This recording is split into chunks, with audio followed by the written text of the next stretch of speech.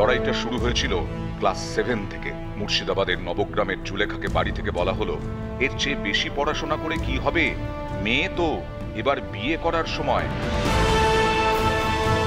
রাজি হননি জুলেখা খাতুন। সেইবার রক্ষা পেয়েছিলেন স্কুলের শিক্ষকদের হস্তক্ষেপে। কিছুদিন ঠিক ছিল, তারপর মাধ্যমিকের টেস্টের পর থেকে আবার চাপ আসতে শুরু করে। পড়াশোনা ছেড়ে বিয়ে করার চাপ।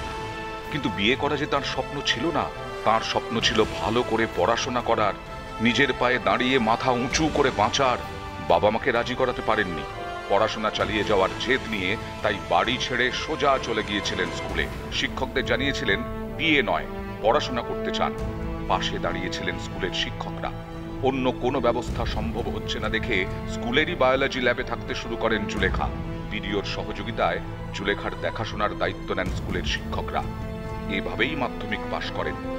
কিন্তু স্কুলের ল্যাবে এক ছাত্রীর থাকার ব্যবস্থা তো দীর্ঘস্থায়ী হতে পারে না।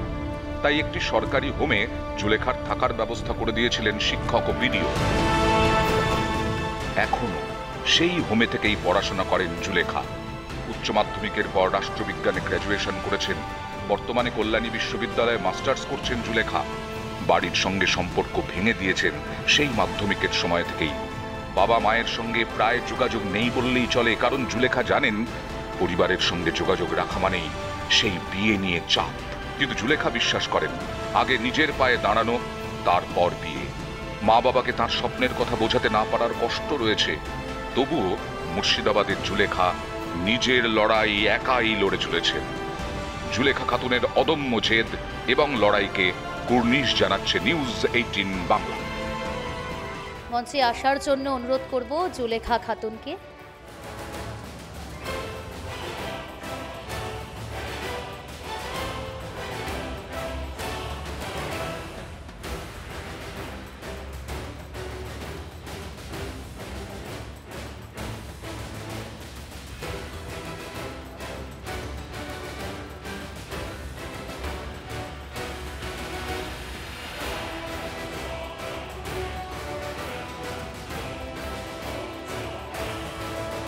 ভবিষ্যতে কি হতে চাই, পরবর্তীতে কি হওয়ার ইচ্ছা?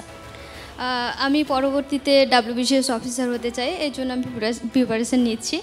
আপনারা এর আগেও আমার পাশে ছিলেন, আপনাদের সহযোগিতা, ভালোবাসায় এবং আপনাদের আশীর্বাদে আমি এত দূর এগিয়ে এসেছি এবং এখানে দাঁড়িয়ে আছি। আপনাদের সঙ্গে অনেক দিন পর দেখা হয়ে আমার সত্যি খুব ভালো লাগছে। আপনারা আমার পাশে থাকবেন। আমি চাই আমাদের দেশ, আমাদের জেলা আরও এগিয়ে যাবে এবং আমরা সকলেই এগিয়ে যাব।